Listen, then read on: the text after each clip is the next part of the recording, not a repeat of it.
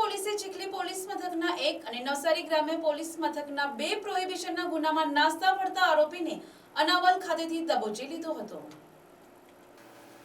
Navsari Surat range IG Premvirsinh અને Navsari police અધિક્ષક રાહુલ પટેલ દ્વારા ફરાર આરોપીઓને પકડવા મળેલી સૂચનાને આધારે નવસારી એલસીબી પીઆઈ વિજય જાડેજાના માર્ગદર્શન હેઠળની ટીમે બાતમીના આધારે અનાવલથી રીઢા આરોપીને દબોચી લીધો છે.